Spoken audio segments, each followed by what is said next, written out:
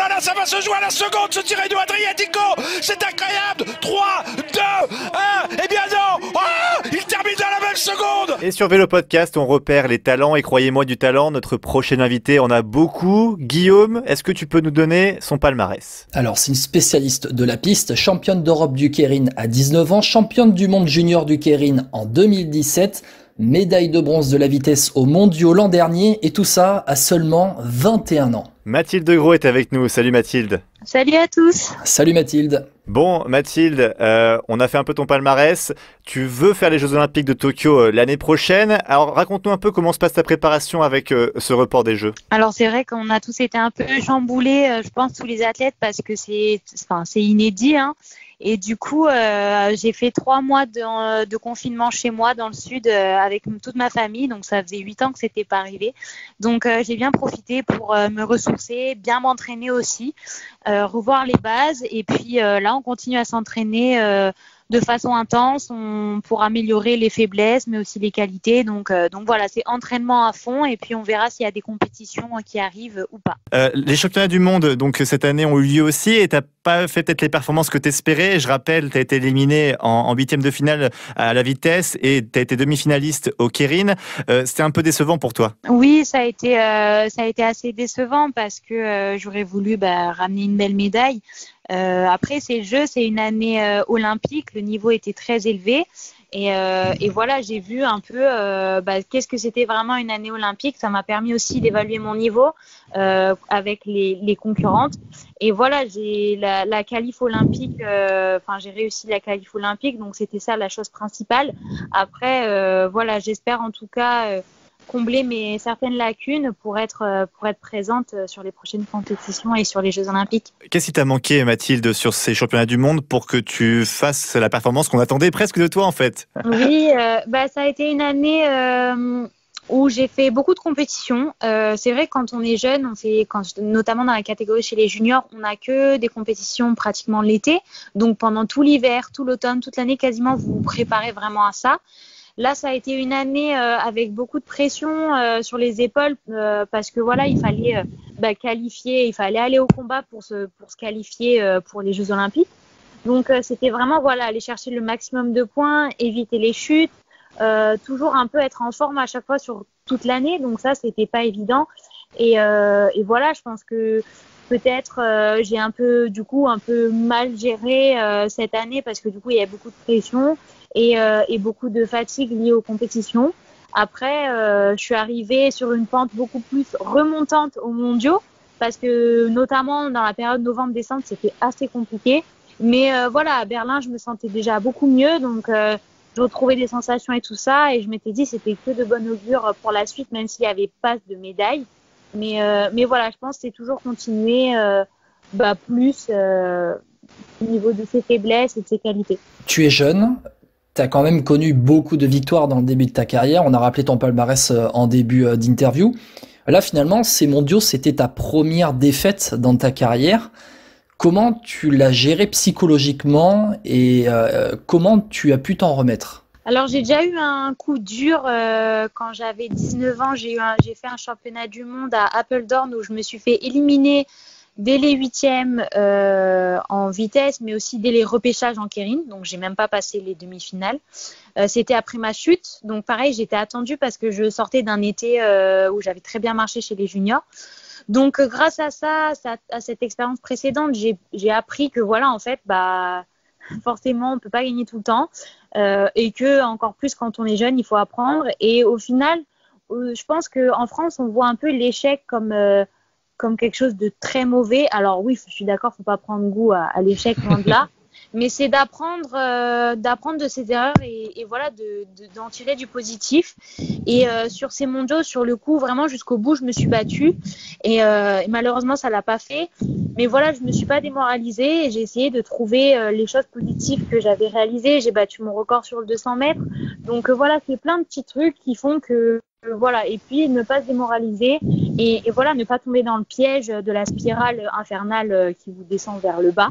Donc c'est voilà, ça n'a pas marché cette fois-ci, la prochaine fois ça marchera mieux. En tout cas, je ferai tout pour. Le cyclisme sur piste en France, on va dire qu'on ne connaît pas les meilleurs moments ces dernières années. On a beaucoup critiqué les Bleus à cause de leurs résultats, surtout très mauvais aux derniers Jeux Olympiques et aussi dans les mondiaux. Toi qui regardes la nouvelle génération, toutes les promesses du cyclisme sur piste, tu le prends comment toi ? Tu le prends avec sérénité ? Tu as un peu de pression quand même ? Honnêtement, je suis concentrée sur moi parce que voilà, ça reste des promesses. Maintenant, faut passer aux actes. Oui, j'ai marché chez les juniors, mais le niveau élite junior n'est pas du tout le même. On l'a vu cette année, notamment lorsque c'est une année olympique. Donc voilà, je reste focalisée sur moi, mes entraînements.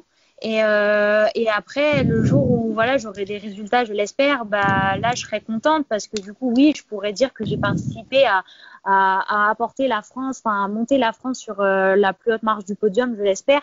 Mais voilà, c'est vrai que c'est toujours assez délicat. Enfin, moi, je ne vois pas juger les Bleus loin de là parce que surtout, ils ont ramené une médaille à Rio en vitesse par équipe. Et voilà, c'est à nous, la future génération, bah, de faire pareil et voire mieux, de tout donner à chaque fois. Donc, pour l'instant, je pense que c'est vraiment de rester concentré sur soi et de pas lâcher l'objectif de sa carrière, je pense. Sur qui tu peux t'appuyer en modèle en équipe de France, peut-être chez les garçons, Greg Boger qui est quand même la grande figure du cyclisme sur piste, on va dire, ces 10 dernières années. Tu peux t'appuyer sur lui, tu demandes des conseils de temps en temps ? Tout à fait. En fait, déjà, lui et Michael D'Almeida aussi. Ils s'entraînent avec nous tous les jours, donc on les voit au quotidien. Ils ont un vécu énorme. Ce sont des sportifs accomplis, de très haut niveau. Et voilà, on a la chance d'avoir des athlètes qui continuent toujours le vélo et qui ont un passé magnifique. On a aussi la chance d'avoir Clara Sanchez comme entraîneur aussi, qui elle a vécu 2 Jeux Olympiques, qui était très forte en keirin, qui a été championne du monde et tout ça. On a un staff vraiment top. Enfin, moi, j'ai mon entraîneur Herman Terrin qui lui, pareil, a une vision complètement différente d'un athlète, mais du coup qui voit des choses que nous on voit pas forcément. Donc en fait, on est vachement aidés, soutenus. Et oui, si je dirais 2 athlètes, ce serait Grégory Boger et Michael D'Almeida. Est-ce que tu as déjà pensé à passer de la piste à la route ? Alors honnêtement non, parce que la route on en fait parce que c'est important pour notre entraînement. Mais voilà, c'est vraiment une discipline totalement différente, rien à voir avec le sprint même. Donc du coup pour l'instant je me vois pas trop passer sur la route, c'est un peu trop long pour moi. Après quand même, la route, il y a quand même plus de visibilité, aussi plus d'argent. Est-ce qu'il n'y a pas aussi ce côté-là où sur la piste financièrement c'est parfois compliqué, non ?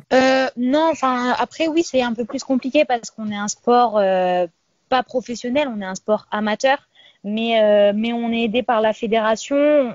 Moi, j'ai la chance d'avoir des sponsors très très présents qui me soutiennent énormément.